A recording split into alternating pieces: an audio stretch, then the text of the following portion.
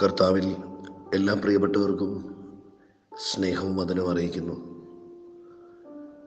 ഈ പ്രഭാതത്തിൽ കർത്താവിൻ്റെ വചനം ചിന്തിപ്പാനായി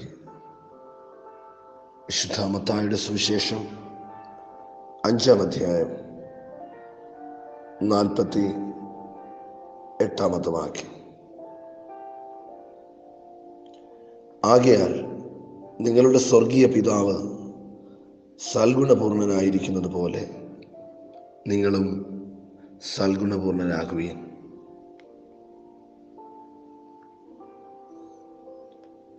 മത്തായിയുടെ സുവിശേഷം 5-ാം അധ്യായം കർത്താവിൻ്റെ മലയിലെ പ്രഭാഷണം എന്ന് അറിയപ്പെടുന്നു.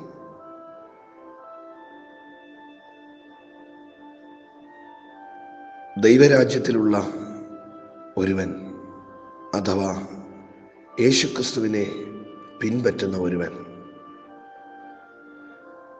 ഏതു വിധത്തിലുള്ളവനായിരിക്കണം എന്ന്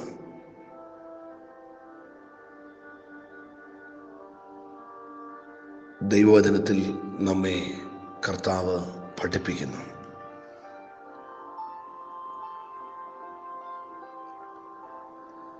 ഒരു ക്രിസ്ത്യാനി ലോകത്തിൽ മറ്റുള്ളവരോടുള്ള മനോഭാവത്തിൽ, ഇടപെടലുകളിൽ, പെരുമാറ്റങ്ങളിൽ എങ്ങനെയായിരിക്കണം എന്നുള്ളത് വളരെ വ്യക്തമായി കർത്താവ് നമ്മെ ഓർപ്പിക്കുകയാണ്. നമ്മുടെ ദൗത്യം ഈ ഭൂമിയിൽ നമ്മെ ആക്കിയിരിക്കുമ്പോൾ നമ്മെക്കുറിച്ചുള്ള ദൈവത്തിൻ്റെ ഹിതം ദൈവത്തിന് മുമ്പിലും മനുഷ്യൻ്റെ മുമ്പിലും നാം എത്രത്തോളം സാക്ഷ്യമുള്ളവരായിരിക്കണം എന്നുള്ളത് തിരുവചനം നമ്മെ ഓർപ്പിക്കുന്നു.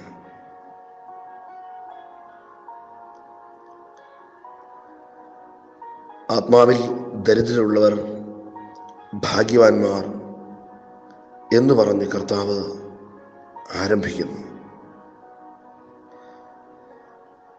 നിങ്ങൾ ഭൂമിയുടെ ഉപ്പാകുന്നു,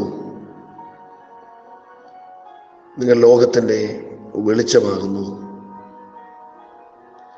എന്നെല്ലാം നമ്മെക്കുറിച്ചുള്ള നമ്മുടെ പിതാവിൻ്റെ പ്രതീക്ഷകളും ഓർപ്പിച്ചിട്ട് ഒടുവിൽ കർത്താവ് നമ്മെ ഓർപ്പിക്കുന്നു, നിങ്ങളുടെ പിതാവ് സൽഗുണപൂർണനായിരിക്കുന്നത് പോലെ നിങ്ങളും സൽഗുണപൂർണരാകുകയും.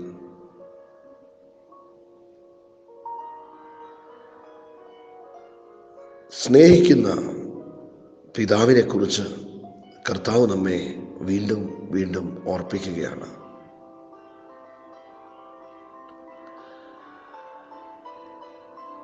ദുഷ്ടന്മാരുടെ മേലും നീതിമാന്മാരുടെ മേലും ഒരുപോലെ മഞ്ഞും മഴയും അയക്കുന്ന നീതിയുള്ള പിതാവ്,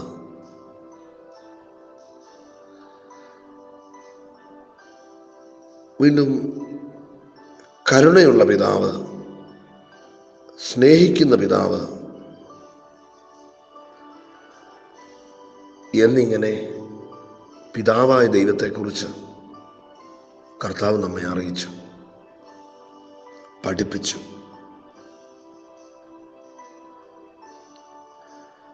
സ്വർഗസ്ഥനായ പിതാവിനെ കുറിച്ച് പഠിപ്പിച്ചതിന് ശേഷം കർത്താവ് ഇപ്രകാരം നമ്മോട് ആവശ്യപ്പെട്ടു, നിങ്ങൾ പിതാവിനെ പോലെ ആകണം. പിതാവ് നിങ്ങളോട് ക്ഷമിച്ചതുപോലെ നിങ്ങൾ ക്ഷമിക്കണം. പിതാവ് നിങ്ങളെ സ്നേഹിച്ചതുപോലെ നിങ്ങൾ തങ്ങളെ സ്നേഹിക്കണം. പിതാവ് മനസ്സലിവുള്ളവനായിരിക്കുന്നത് പോലെ നിങ്ങളും മനസ്സലിവുള്ളവനായിരിക്കണം. പിതാവ് സൽഗുണപൂർണൻ ആകുന്നത് പോലെ നിങ്ങളും സൽഗുണപൂർണനാകുവേ. തിരുവചനം നമ്മെ ഓർപ്പിക്കുന്ന ഒരു പ്രധാന വസ്തുതയാണ്, അഥവാ ഒരു പ്രധാന കൽപ്പനയാണ് നാം നമ്മുടെ പിതാവിനെ അനുകരിക്കുക. പ്രാർത്ഥിക്കുവാൻ മാത്രമായി ദൈവസന്നിധിയിൽ മുട്ടുമടക്കുവാനല്ല, മറിച്ച് നിത്യജീവിതത്തിൽ ദൈവപിതാവിൻ്റെ സ്വഭാവത്തെ, ഹൃദയത്തെ മറ്റുള്ളവരുടെ മുമ്പിൽ പ്രദർശിപ്പിക്കുവാൻ ഒരു ക്രിസ്ത്യാനിയെ ദൈവമാക്കിയിരിക്കുന്നു. എഫെസ്യ ലേഖനം 5-ാം അധ്യായത്തിൽ ഇപ്രകാരം ഓർപ്പിക്കുന്നു: ആകയാൽ പ്രിയ മക്കൾ എന്നതുപോലെ ദൈവത്തെ അനുകരിപ്പീൻ.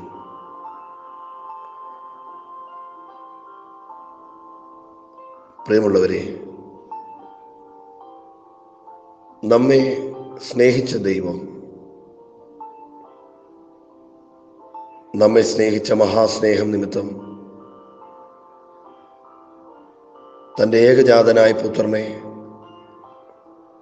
നമ്മുടെ പ്രാണന്റെ വീണ്ടെടുപ്പിന് മറുവിലയായി നൽകിയ ദൈവം ഇത്രത്തോളം നമ്മെ സ്നേഹിക്കുകയും ഇത്രത്തോളം നമ്മിൽ നിന്ന് പ്രതീക്ഷിക്കുകയും ചെയ്യുന്ന നമ്മുടെ പിതാവായ ദൈവം ഈ പകൽ നമ്മിൽ നിന്നും ആഗ്രഹിക്കുന്ന തിരുവചന പ്രകാരമുള്ള ഒരു നല്ല ജീവിതത്തിനായി സ്വയശോധനയോടെ നമുക്ക് ദൈവമുമ്പിലായിരിക്കാം. നമ്മുടെ പ്രാർത്ഥനാ മുറികളിൽ രഹസ്യത്തിൽ നമ്മെ അറിയുന്ന, മറ്റാരും നമ്മെ അറിയുന്നതിനേക്കാൾ നമ്മെ അറിയുന്ന നല്ല പിതാവിൻ്റെ മുമ്പിൽ നമുക്ക് മുഴങ്കാൽ മടക്കാം.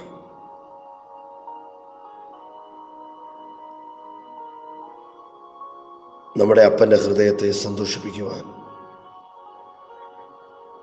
തങ്ങളിൽ സ്നേഹിക്കുന്നത് കൊണ്ട്, തങ്ങളിൽ മനസ്സലിവുള്ളവരാകുന്നത് കൊണ്ട് സ്വർഗസ്ഥനായ പിതാവിൻ്റെ മക്കൾ ആയിത്തീരുവാൻ നമ്മുടെ കർത്താവ് നമ്മോട് അറിയിച്ച ആ പ്രബോധനത്തെ ഏറ്റെടുത്ത് ഈ പകൽ നമുക്ക് ദൈവകൃപയിൽ ആശ്രയിക്കാം. ജീവിതത്തെ സ്വയശോധന ചെയ്യാം. മനുഷ്യരോടും ദൈവത്തോടും കുറ്റമറ്റ മനസ്സാക്ഷി നമുക്ക് നമ്മെ സമർപ്പിക്കാം. ദൈവകൃപയ്ക്കായി നമുക്ക് യാചിക്കാം. കർത്താവ് നമ്മെ ധാരാളമായി അനുഗ്രഹിക്കട്ടെ. ദൈവകൃപ നമ്മോട് കൂടെ ഇരിക്കട്ടെ. ആമേൻ.